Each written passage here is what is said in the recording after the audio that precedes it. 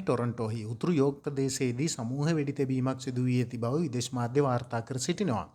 අඟහරුවාදා රාත්‍රියේ ටොරන්ටෝහි Lawrence height ප්‍රදේශයේ සිදු වූ එම වෙඩි තැබීමෙන් අවම වශයෙන් එක් අයෙකු මිය ගොස් තවත් 5 දිනක තුවාල ලබා තිබෙන බව තමයි පොලිසිය සඳහන් කරන්නේ. මේ වන විට සැකකරුවන් පිළිබඳව හෝ වෙඩි තැබීමට හේතු පිළිබඳව කිසිදු තොරතුරක් පොලිසිය නිකුත් කර නැහැ. කැනේඩියානු පොලිසිය පැවසුවේ වයස අවුරුදු 40ක පිරිමි පුද්ගලයෙකු මිය ගිය බවත්. තවත් පිරිමි පුද්ගලයන් 4 දෙනෙකු ඇතුළු 5 දෙනෙකු තුවාල සහිතව රෝහලට රැගෙන ගිය බවත් පවසා සිටියා. වෙඩි තැබීම සඳහා පුද්ගලයන් කිහිප දෙනෙකු පැමිණ ඇති බව එරට පොලිසිය සැක පහළ කරනවා.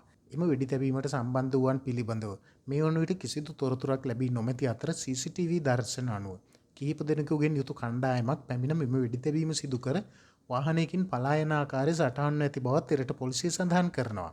කැනඩා පොලිසිය තවදුරටත් සඳහන් කළේ එම ප්‍රදේශය ආශ්‍රිතව මහජන ආරක්ෂාවට කිසිදු අවධානමක් මේ වන විට නොමැති බව.